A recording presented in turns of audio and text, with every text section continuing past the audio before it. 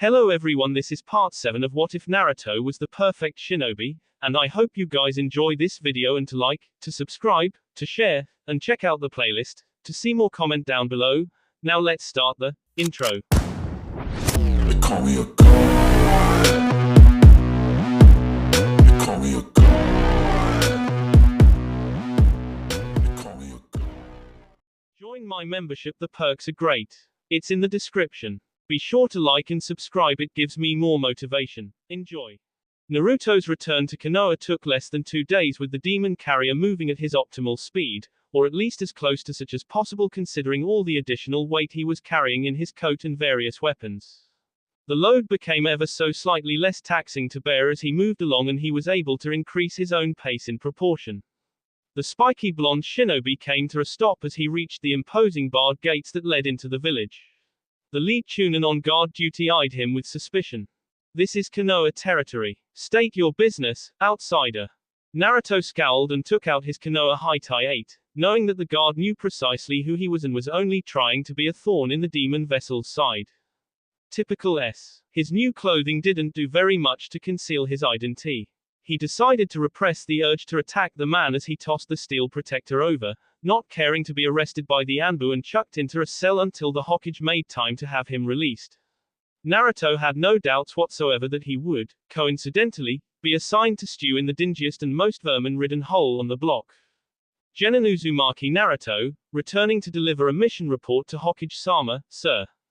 Another chunin, this one a rather unattractive kunoichi, sneered at him. She appeared to be in her late teens and would have been a child when the Kyuubi attacked Konoha. Naruto didn't much care what the demon might have done to her back then. Listen to that, guys. Even Demon Boy can show some proper respect when he wants to. The blonde was prepared with a pointed retort, leering at the older girl. She had some balls to say the least, though the demon vessel hadn't intended that thought in any complimentary manner. Her more experienced male cohorts on the other hand seemed to be somewhat apprehensive about provoking Naruto. The demon carrier didn't doubt that Anko had been spreading around the story that her student had slain the Mist Devil ever since her return. She delighted in stirring the proverbial pot like that.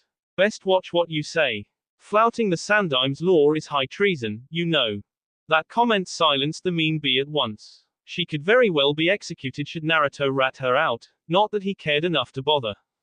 A common villager might well have kept trying to bait the blonde, but ordained shinobi were much wiser about not incurring the old man's wrath. Naruto sneered and snatched his Haitai 8 back as he leapt onto the gate and back down into the village, not waiting to let the guards open the path. Villagers glanced warily at the demon carrier as he walked towards the Hokage Tower. The usual scorn and derision was replaced with terror when they glimpsed the spiky blonde dressed in black and crimson underneath his sleeveless trench coat and carrying an enormous cleaver strapped to his back, along with swords at his waist and both wrists. "I'm sorry, but you're going to have to make an appointment to see Hokage-sama."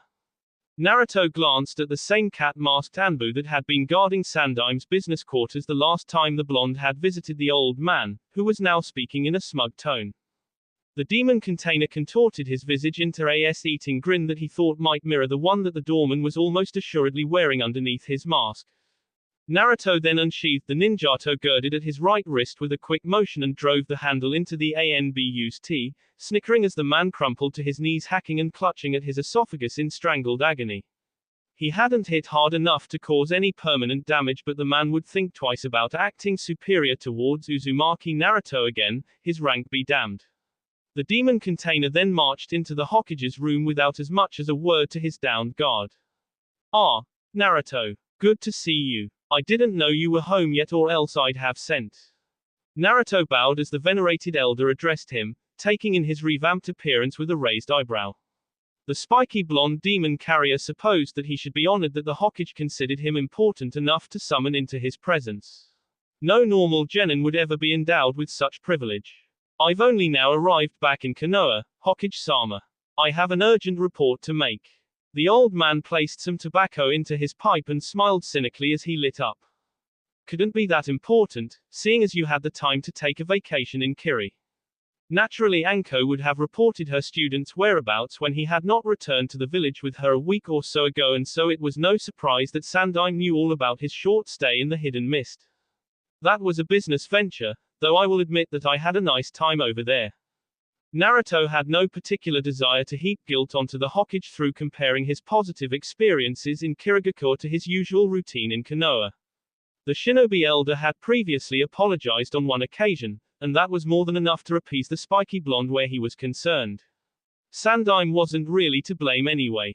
He couldn't help that the villages under his stewardship were by and large ignorant swine. Nice to hear. Go ahead with your report. Naruto wasn't one to beat around the bush, and came right out with it. According to some intel that was shared with me during my mission with Anko-sensei in Port Sakai, there's going to be an enemy invasion taking place sometime during the approaching Chunin exams. Oto and Suna are the two villages involved in the plot. All the previous mirth departed the Hokage's demeanor in an instant and the old man became very serious. Obviously he hadn't been expecting to hear something that concerned the entire village's security. Sandaime considered a moment and responded. I'll need to know who your sources were, to begin with. Tell me the entire story. Well, I'm sure Anko-sensei told you about the two strong chakra sources in Sakai. The Hokage nodded and exhaled his tobacco smoke. She mentioned them in her report, yes. One attacked her and the other apparently came to your aid against Momoki Zabuza. She also said that they were both cloaked and that you were unable to get a good look at either. By your current demeanor, I'm going to have to guess that you weren't telling her the exact truth. I already have my own theories as to where their allegiances lie, but those can be discussed later. Please, continue. The demon vessel took a quick breath and did so, at last sitting down in a chair and leaning onto Sandaime's ornate wooden desk. Naruto placed his Zanbatsu and weighted coat on the ground next to him, and his nameless katana on the desktop. He got the vibe that this unscheduled meeting was going to take a while and decided to relax into a less strenuous position. Kneeling on ceremony with all that weight on his back hurt like hell. The one who saved my tail was a Kiri missing nin named Hoshigaki Kisame, and the one who attacked Anko-sensei with a genjutsu and later showed up to terminate Zabuza was our S-class criminal Uchiha Itachi. While he was battling with Zabuza, I overheard Kisame mentioning that they were involved with an organization known as Akatsuki. Sarutobi's countenance waxed even graver still at this news, and Naruto guessed that the Akatsuki meant something to the old man. Naruto continued by reporting that Itachi had been the one to pass along the invasion warning as well as the not-so-little detail that Orochimaru explicitly intended to assassinate the Hokage. Uchiha Demon Itachi and Daimyo Kisame, this doesn't look good. Naruto remembered hearing that a single man had assassinated Water Country's Daimyo along with all the ruler's clan and retainers some time ago. So that had been Kisame's work. With both him and Uchiha Itachi ranked among their numbers, this Akatsuki looked as though it would be an extremely dangerous group to cross. That was not a pleasant thought, seeing as the shadowy organization seemed to have a keen interest in both Naruto and his demonic partner.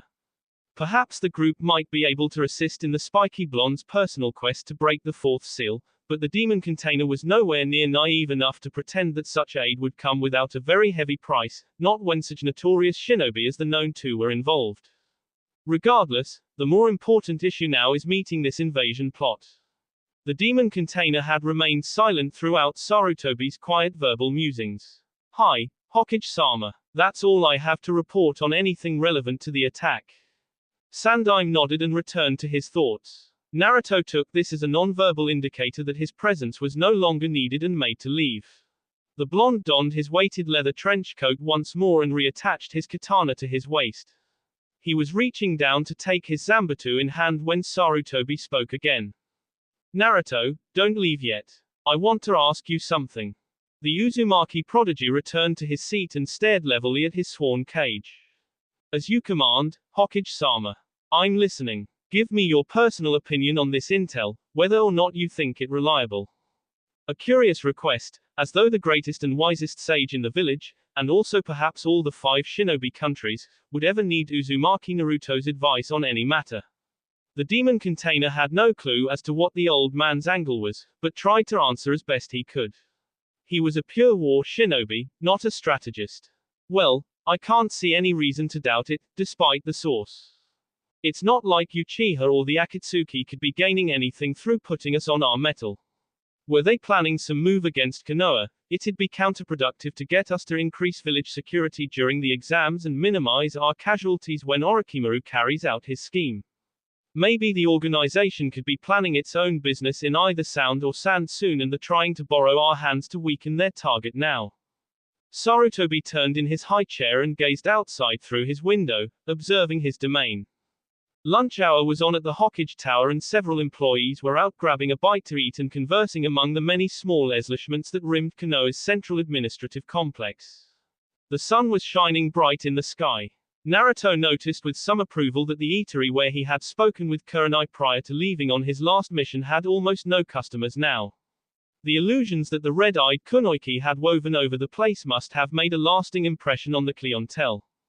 A sound analysis, no pun intended, but consider these alternatives.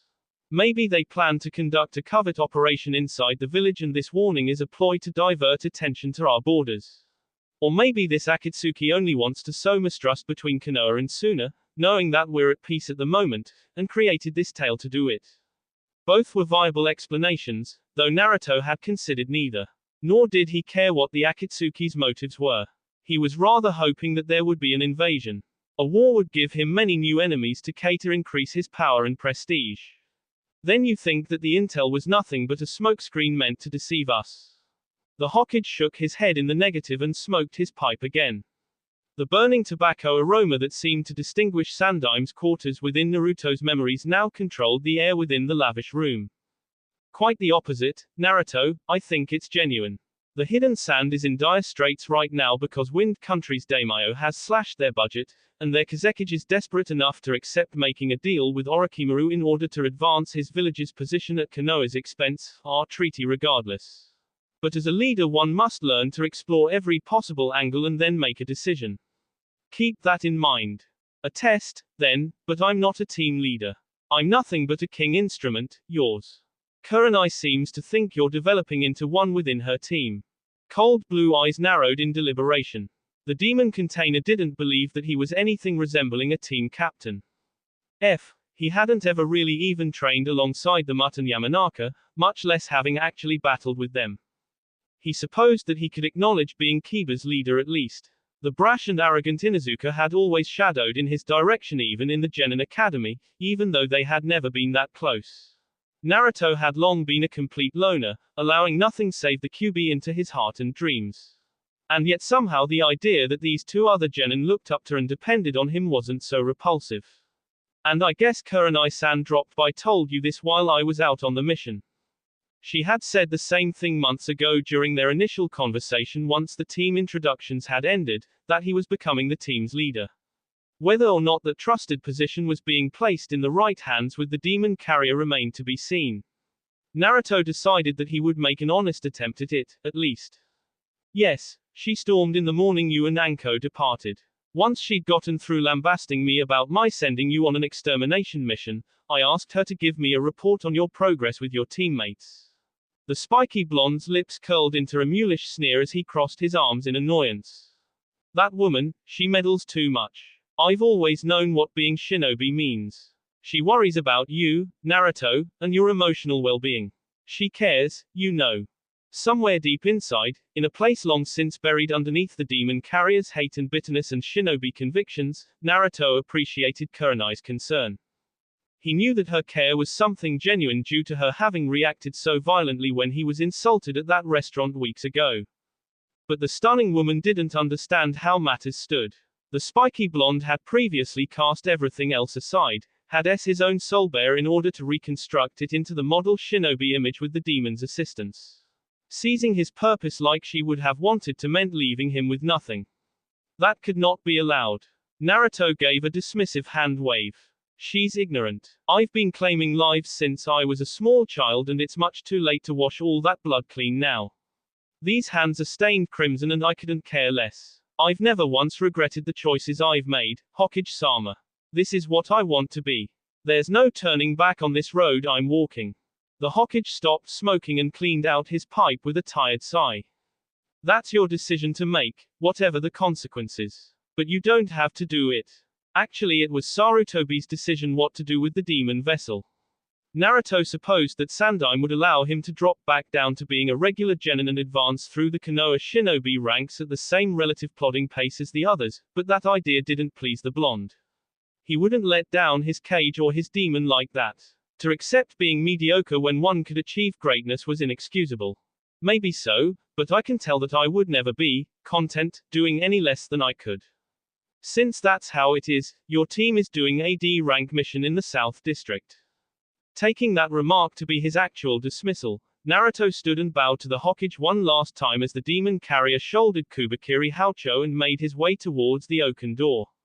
He had set his palm onto the handle when the old man detained him again. One last thing, Naruto. Naruto stopped and turned his head to regard the Sandaime. Sarutobi's stare was level with the spiky blonde genin's new customized Hitai 8 and showed mild disapproval. Moments passed and then the Hokage waved an aged hand towards the door. Never mind. Good work in bringing this intelligence to my attention. Dismissed. The demon container shrugged and took his leave with a wave over the shoulder.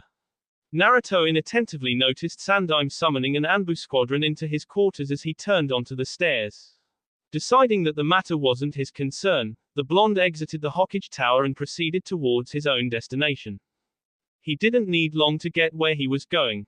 Naruto had considered heading over to the South District but decided that since the Hokage hadn't outright ordered him to assist in Team 8's domestic duties, he would sit down to a late lunch at Ichiraku's instead. The demon carrier supposed that it was hypocritical to mentally swear to always do as much as his abilities allowed during his meeting with Sandaime, seeing as he was now not even an hour later deliberately shirking a mission in order to eat. There was a simple solution to the little dilemma, however, he thought as he slid into an alleyway. Henge no Jutsu. And then, Kage Bunshin no Jutsu. Naruto employed the henge technique to revert back to his appearance prior to the changes wrought by his trip to the hidden mist and then created a dozen shadow clones with that same look. The demon vessel wanted to gauge how the Mutt and Yamanaka reacted to his brand new style with his own eyes, and Kurenai-san as well. He sent the clones towards Konoha's more downtrodden South District with orders to search out his comrades and see their mission through. A proper Teiko had to know how to delegate. Well now, the prodigal son returns, again. Take your seat, my boy. Naruto showed a little rare smile as he sank down into what had years ago been and in recent weeks once again become his seat at Ichiraku Ramen, leaning his Zanbatsu against a wooden column near his position. The blonde had kept his accidental promise to Ayami and her old man by visiting the place at least twice a week ever since becoming a real shinobi. I've only been gone 2 weeks, Gramps. Give me the unhealthiest thing on the menu. The demon vessel had been delighting in rediscovering his old passion where boiled noodles were concerned. He now had the means to purchase more nutritious sustenance but nothing brought out old nostalgia like Ichiraku Ramen. Getting to visit Ayami was a welcome bonus too. She had ceased pursuing any romantic entanglements with the younger shinobi with his less than enthusiastic reaction to her earlier attempt and the two had since settled into a relaxed camaraderie. At least, they were as close as Naruto would accept becoming with any non-shinobi. Civilians constituted a liability in the end. Now there's what I've been waiting to hear. Couldn't stand seeing you ordering vegetable ramen and miso soup all the time. That's not what my oldest and biggest customer's supposed to do. One super deluxe ramen, coming down the hatch. Naruto doubted that he was either. Some people were so simple to please, the demon vessel noted with a little amusement. All he had to do was drop by the stand and order something packed with salt and cholesterol and old man Ichiraku was as happy as a clam during high tide. I don't see Ayami-chan around, old man. Nothing happened to her while I was gone, I hope. The old ramen stand owner waved away the blonde's curiosity with a smile. She's away visiting some relatives in another village, that's all. She'll be happy to know you asked about her, though. Naruto lazily dispelled his henge and popped his sore end with a sigh whilst the old man heaped what had to be the ramen bowl answer to Haruno Sakura's much maligned brow onto his designated spot on the counter. He separated the cheap wooden chopsticks and tore in without bothering with the proper ritual. He hadn't done so in several years. I thought I'd told you to stop eating this salty garbage, brat. The Kyuubi's roar interrupted Naruto's third bite, causing the blonde to shudder. Quiet, Barker Fox. This is my sole guilty pleasure and I'm going to enjoy it. Most might think it somewhat crass to see a person who killed other human beings on a near constant basis with no remorse or compassion to instead view something as ordinary as eating salted ramen with guilt, but to Uzumaki Naruto this could only be natural. Nothing save his demon's demands and his cage's orders mattered. This is my body too, you insolent mortal. Order us something healthy or else. You can't do anything about it but complain and you know it. Let me eat in peace. The demon retreated back into his domain, grumbling all the while. Meanwhile his host resumed consuming his unwholesome meal with something between disinterest and gusto. The old man was occupied with other customers, having to both cook and serve at the same time due to Ayami's absence, and had no time to make small talk. Please excuse me, Uzumaki-san. I'd like to ask you about something. The spiky blonde had noticed another person taking the seat next to his several moments prior but had paid the matter no particular mind. Ichiraku's was quite busy at the time and there had to be at least some people within the disgusting village who were hungry enough to sit next to the demon and stomach his presence. Only when the girl addressed him did Naruto bother to spare her a glance. He was a little surprised at who he saw there. His companion was a young kunoichi who had graduated the Genin Academy a year ago. Naruto had done some practical exercises with her. Tamtam or something was her name. The demon container blinked when he recognized her. Oh, I remember you, the year above mine in the academy, the weapons specialist. The girl beamed a little at being acknowledged, even though not by name. She wore a simple pink kunoichi training dress and had dark brown hair that was pinned into two buns parallel to her ears in a practical manner. Twin bangs covered her height on either side but were cut short so as not to obscure her vision. Naruto approved. Long hair could be to one's detriment in combat, a lesson that he would like to see Ino absorb eventually. She was rather cute, with deep brown eyes and a slim and athletic physique, but more appealed to the demon vessel in that her overall demeanor indicated that she didn't take much pain to obsess over looking attractive. Naruto hated the glamour aspect that Haruno and until recently Yamanaka always displayed. The girl rose and gave a demure bow.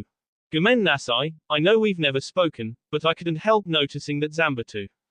The older kunoichi nodded towards Kubikiri Haucho, which stood in the shade provided by the column.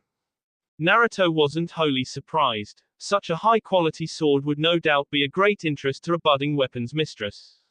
The spiky blonde was even somewhat eager to discuss the matter, so pleased was he to come across somebody who wanted to talk about shinobi concepts. And a kunoichi, no less. He had once thought that he was damned to never meet a girl with whom he was even the least bit attuned. Naruto hoisted the Zanbatsu by its steel blade and presented its handle to her. She accepted it with a reverent expression, looking it over and mastering its weight with practiced ease. Something I acquired on my latest mission. The sword once belonged to a missing nin. This is a real masterpiece. Little air resistance and the alloy used is light and durable. Naruto decided to explain the weapon's history, seeing as she was so mesmerized by it. The demon vessel didn't get the big deal. The Zanbatsu was awkward and heavy to him. He had managed to use it on Gatu, but he had kept it more or less as a showpiece. Old man Ichiraku came over to take the girl's order. She didn't seem to want anything but ordered some mint tea to be polite, since she was occupying a seat at the packed stand. The previous wielder was Kirigakure no Kijin, Momoki Zabuza. No surprise that it's a good blade. The spiky blonde smirked in amusement as the girl's eyes widened and her head whipped over to lock his cold blue eyes in an incredulous stare. Eventually she matched his expression as she retook her seat, answering with a mild mocking voice. But Zabuza was in the Seven Swordsmen. To get his weapon, you'd have to have killed him somehow. Please excuse my being a little bit skeptical. They were only the most renowned blademasters in all the 5 countries. Naruto wasn't bothered in the least. He wouldn't have ever been willing to believe that any genin had slain an enemy as strong as Zabuza. He was then surprised in retrospect that the authorities in Kirigakure had paid him the bounty on the deceased Miss Devil. The demon container would have held the girl in less regard had she been so willing to accept his tale without some substantial evidence, especially since she knew Momoki Zabuza's SK and reputation. Naruto was likewise impressed that she did her homework. Few would know another village's Nukanen, especially among genin. Not at all. Actually, I'd have thought you rather gullible in the other case, miss. She blushed in embarrassment and hung her head, adopting a genuinely apologetic tone. Oh, Kami, help me. I didn't give you my name, such terrible manners. I'm Tenten. At least his initial guess had been somewhat close. Tenten stood and extended her hand with a smile. Naruto arched an inquisitive eyebrow, unused to having people making attempts to become his acquaintance, but accepted and returned the gesture with a casual expression. Those who didn't sneer tended to avoid him. This was a welcome change. Uzumaki Naruto, but I think you already knew that. And I wasn't lying about Zabuza. Naturally, he wasn't telling the whole truth either, but Naruto didn't care to admit that the Mist Devil had kicked him around like a rag doll until somebody else showed to lend a hand. She smiled again and looked at the weapons girded at his waist and wrists. Sure you weren't. I can tell you like swords. Those can be stored in scrolls, you know. As though proving a point, Tenten reached into her belt and withdrew a small scroll. Naruto pretended to be intrigued, but wasn't. Storing various items inside scrolls was a basic technique taught to students at the Genin Academy, nothing special. Some smoke rose as the kunoiki channeled chakra into the scroll and a well-made katana appeared in her hand. Tenten placed the sword back inside the scroll and retrieved it again. See, look, that's a whole lot easier than carrying all that weight around with you. They help with my strength training like they are. And they make me look intimidating. Tenten rolled her brown eyes at the last comment. Naruto went back to eating his ramen. Typical macho man, always trying to put on an act. I didn't think you were the sort. The spiky blonde outright cringed at being called a macho man. Naruto remembered when Yamanaka had taunted Kiba by calling the same thing during their team introductions with Kurenai-san. Being compared to the mutt was a terrible thing indeed. Tenten was mistaken to dismiss his motives so easily. Presenting a suitable vision could change the tide in a battle, or win it outright at the start. Such was the entire point behind employing genjutsu techniques. The elite in Naruto couldn't resist enlightening the girl. But in some cases such a show can win a battle alone. A dangerous smokescreen can trick one's enemies into losing their cool and make them helpless. Any proper shinobi has to use whatever advantages exist in a combat situation or else be ked. Tenten sent him an odd look. Naruto could get quite passionate when expounding about shinobi codes and principles, a character quirk about which the Kyuubi had mercilessly ridiculed him more than once in the past. The girl tapped her chin in thought and nodded.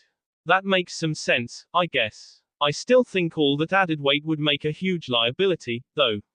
The logic you're giving me sounds like losing 3 steps and only making 1 back. And your smokescreen could be done with a henge anyway.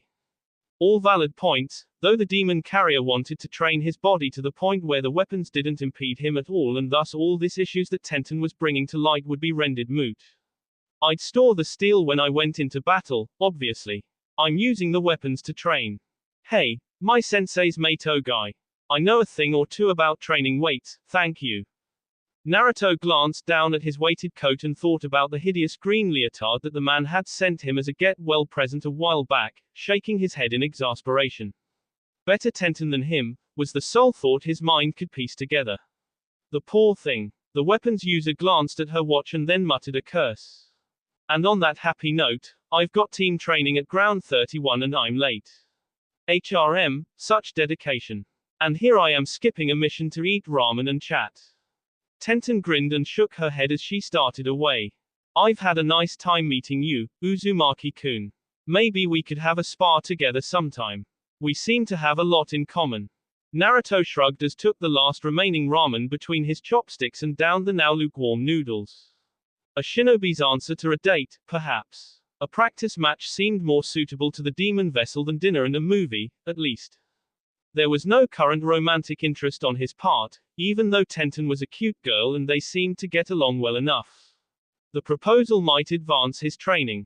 Studying underneath Mato Guy, this girl would have to have gleaned some advanced taijutsu SKS in the years since leaving the academy, and he needed serious work in that small department but still wasn't quite willing to go to her eccentric green-clad sensei and ask his aid. Beyond that, the spiky blonde didn't know what else might develop. At least the demon didn't seem to have a problem with her, though the Ninetales was more than likely giving his host the cold shoulder over the ramen and would voice his negative opinion later. Sure thing, but don't expect me to go light on you because you're a girl. Tenten only laughed and waved over her shoulder as she bounded onto a near building and away towards the Shinobi training grounds. Naruto reached into the bag on the ground near him and withdrew a small sum needed to pay his bill and went away in his own direction.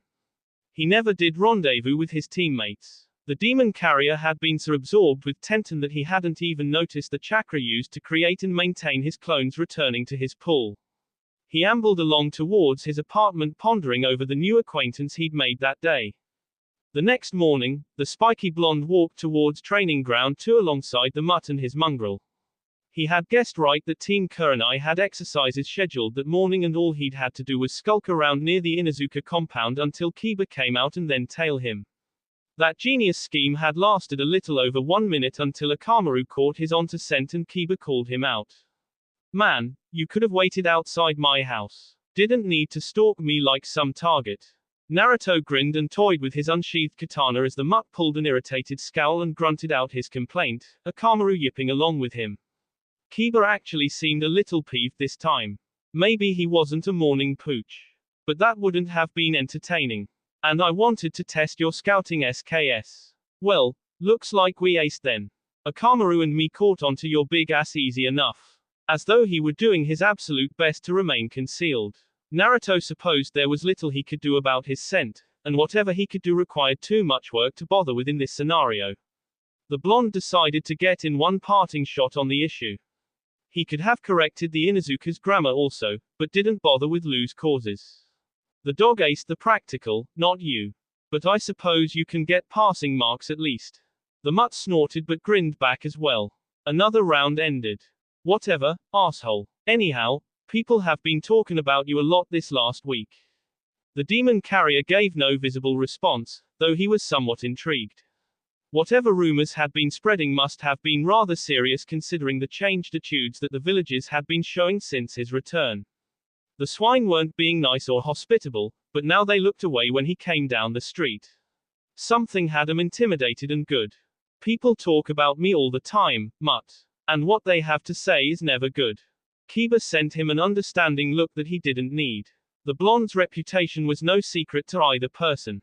The Inuzuka had no doubt heard worse insults aimed at the demon carrier, those that the craven villagers would never dare utter to the whisker-marked Kyuubi child outright. His ears were extremely sharp. This isn't the same as all that other mess, though. Kurenai-sensei would know more about it. Some weird-ass bulls that Snake Woman was saying.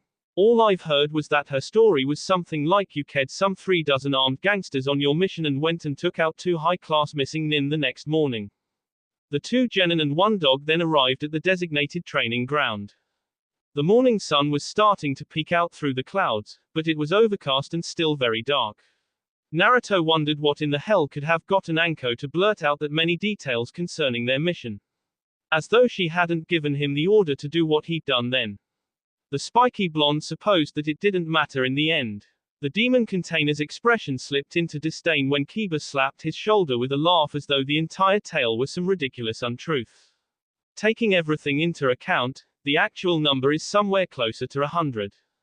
Kiba stared at the other genin a moment in shock, but didn't make any gestures that one might associate with hostility or disapproval over the revelation. Naruto plopped down on the dewy grass and leaned against a scorched tree trunk. Several shuriken were embedded in the wood above him. He subconsciously kept an eye open in case a kunai were to come soaring at his cranium, needing a moment to realize that he wasn't training with Anko. 100 ks, man, that's some serious s. Must have been like a war or something. Kiba perched on a low but sturdy branch on the same tree. Naruto took his katana and plunged the nameless blade into the trunk, leaning back and staring at it with disinterest. Something like that, yeah. I can't believe you all always train this early in the morning. The demon carrier could wake up early and not be hindered, but he didn't like to. Ino's never here on time anyway. Always spending hours preening at the mirror. Naruto's eyes narrowed as he sensed a kunai whistling through the morning air in his general direction. Something seemed a bit strange, however. Kiba must have heard it also as the mutt rolled to his right. The demonic blonde caught the incoming weapon with ease. Whoever had tossed the blade hadn't been very strong or accurate about it. Say that again, Inuzuka Kiba. I dare you. My looks are all natural, I'll have you know. The demon carrier tossed the kunai between his hands and glanced to the spot where he knew the boisterous Yamanaka was about to land. Naruto sometimes wondered how he'd managed to get teamed with the two loudest genin in his class. The spiky blonde noticed that she hadn't bothered putting on her usual bandage wrappings underneath her training clothes and that she had her hair arranged rather than hanging down in the typical ponytail. Now relaxed in his position on the ground, Naruto let out a mild yawn. Ohio, Yamanaka, you look exhausted. Not that I'm much better right now. Yamanaka blinked in surprise, obviously not having noticed or expected her other teammate. Poor perceptive abilities, the demon container thought with disapproval.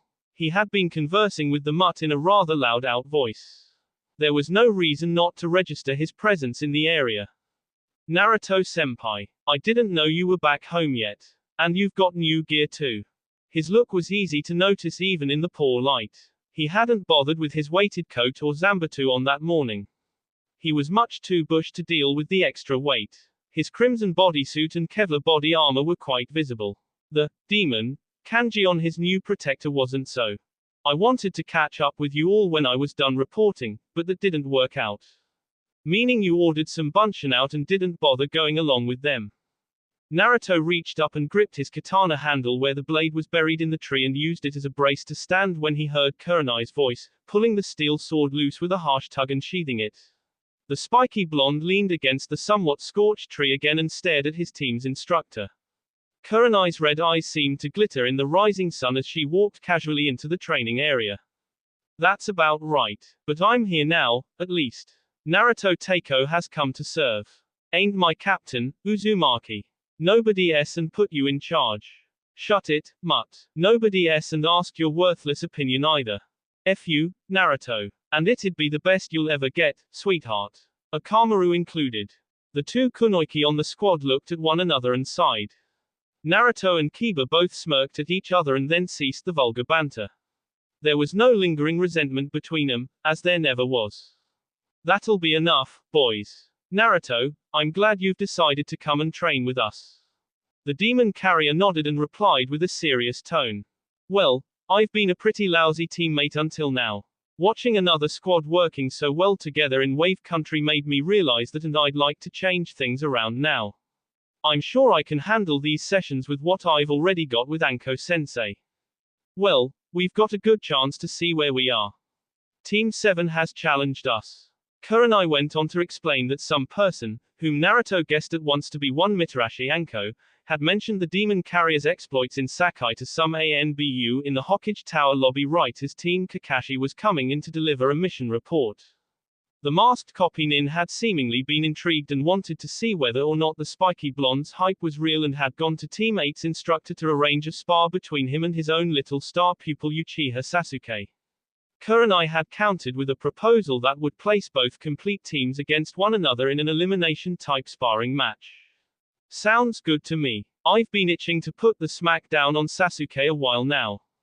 Naruto shook his head at the mutt's enthusiasm, as the Inuzuka threw up an arm and whooped. He wholly expected Ino to complain about not wanting to mix it up against her precious Sasuke-kun. The Yamanaka said nothing though, and actually seemed eager to show what SKS she'd learned since leaving the academy. Finally, I get to put that forehead girl in her place. I'll teach her to look down on me. The demon carrier knew what this challenge was really all about, and it had nothing at all to do with Hatake Kakashi having any interest in observing him. The year's highest-ranked rookie couldn't brook seeing Naruto gaining more recognition than the would-be Avenger and wanted to throw down with him to appease his pathetic ego and had said something indicating as much. And his sensei decided to indulge the brat's whims and create a scenario where Sasuke could take the demon carrier on in a controlled environment.